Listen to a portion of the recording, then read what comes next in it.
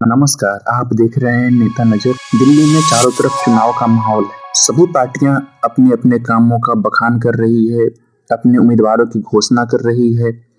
लेकिन एक बहुत ही हॉट सीट पे आजकल बहुत ज़्यादा चर्चा हो रहा है और वो सीट है कालकाजी विधानसभा का, जहां से दिल्ली के टेम्परेरी मुख्यमंत्री आतिशी मारनेवाल लड़ रही हैं। उनके विरुद्ध कांग्रेस ने अलका लांबा जी को उतारा है। वहीं अगर मैं बात करूं भाजपा की, तो भाजपा से रमेश बिधूरी जी लड़ रहे हैं चुनाव। आइए देखते हैं कि उस सीट पे किस पार्टी का कब्जा होने वाला है और पूरी विधानसभा चुनाव में ये सीट चर्चा का विषय रहेगा। धन्यवाद। देखिए मैं आपसे बिल्कुल सहमत नहीं हूँ। अलका लांबा और कांग्रेस किसी व्यक्ति विशेष के खिलाफ नहीं आई है कालकाजी में।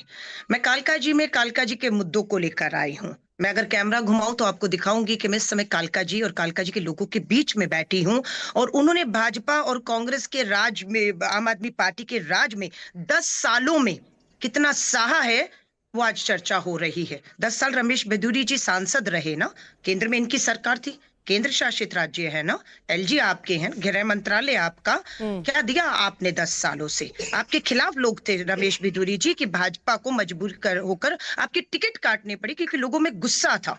और वहीं पर आम आदमी पार्टी भी बराबर की दोषी है। दिल्ली में सरकार इनकी, इतना बहुमत तो कभी किसी को नहीं मिला।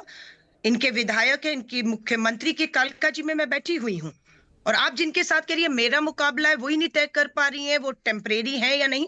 केजरीवाल जी ने तो कह दिया मुख्यमंत्री वो होंगे और उनको कोर्ट ने पाबंदियां लगा दी हैं, वरना इस्तीफा क्यों देते केजरीवाल जी? तो ऐसा है पद्मा जी, आतिशी जी यहाँ पर खड़ाऊ मुख्यमंत्री हैं, वो परमानेंट मुख्यमंत्री नहीं है, टेम्परेरी हैं और भविष्य में भी वो परमानेंट हो नहीं सकती क्योंकि टीचर्स बेचारे आज तक परमानेंट होने को घूम रहे हैं।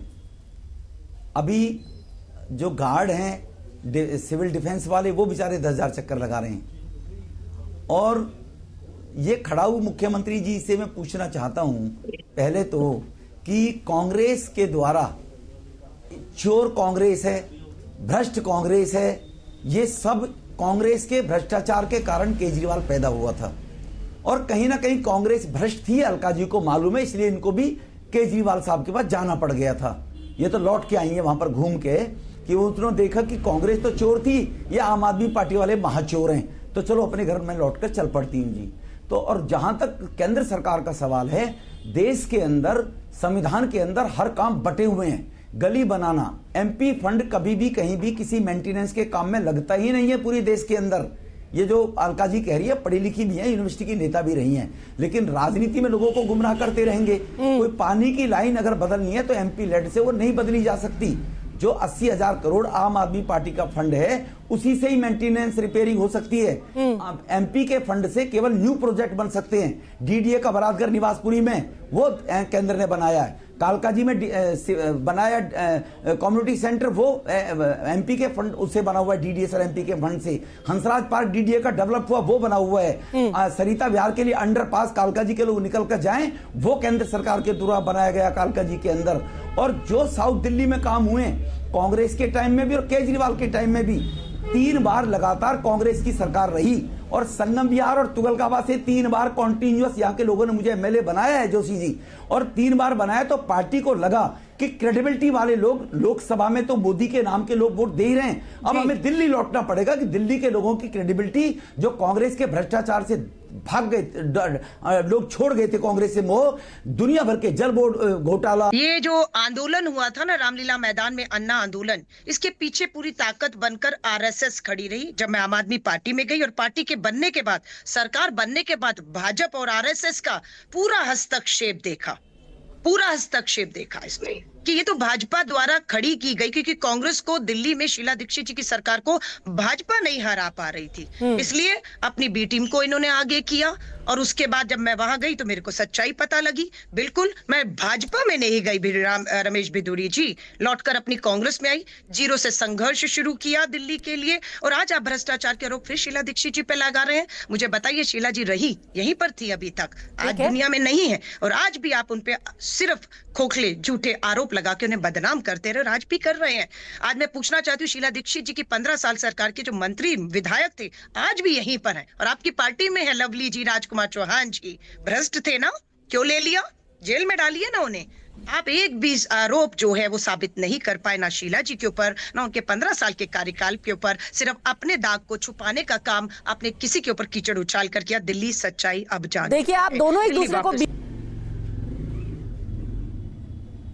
मेरी पार्टी ने ही मुझे 2 बार लोकसभा का मेंबर बनाया है, मेरी पार्टी नहीं। और हम राष्ट्र के लिए जीते हैं, हम गरीबी दूर करने के लिए राष्ट्र विरोधी के पंगु बनकर नहीं। आतिशी जी का आपकी तरफ से जवाब देना चाहता हूं। आतिशी जी उस फैमिली से आती है, भारत तेरे टुकड़े होंगे, जो फैमिली अफजल गुरु पार्लियामेंट में अटैक करने वाला आतंकवादी उनकी बेटी है। जो लोग विदेश में जाकर भारत में कहते हैं कि भारत में 25 करोड़ लोग आज भी भूखे सोते हैं, ये हम लोग राष्ट्र बनाने के लिए राजनीति में हैं। हम किस पद पर कहां लड़ेंगे? हमारे कृषि मंत्री थे यहां पर, वो मध्य प्रदेश में स्पीकर बने बैठे हैं, हमारे राजस्थान में कैबिनेट मिनिस्टर थे, केंद्र में, वो यूपी में। हम लोगों की सेवा क्रेडिबिलिटी के साथ कैसे की जाए? हम पार्टी छोड़कर वहां टेस्ट कराऊं, वहां माल बढ़िया नहीं मिले तो वापिस आ जाऊं। अब अलका जी तो आम आदमी पार्टी में भी गई थी टेस्ट करने के लिए। आम आदमी पार्टी को लगा कि माल खा रही है, राजकुमार चौहान जी के ऊपर कटाक्ष कर रहे हैं लवली जी और राजकुमार जी। और भाजपा में जितने कांग्रेसी गए हैं जिनको आपने डराया धमकाया, ईडी सीबीआई जो आपकी गोद में बैठे हैं, सुन रहे होंगे कि कैसे लालच डर में भागे हैं वो। ठीक है, देखिए इनमें से कई लोग तो अब चुनावी मैदान में भी आ चुके हैं। कितनी उनकी क्रेडिबिलिटी है और क्या उनके बारे में जनता सोचती है, ये तो चुनावी मैदान में भी फैसला हो जाएगा। आप दोनों का हमसे जुड़ने के लिए बहुत बहुत धन्यवाद।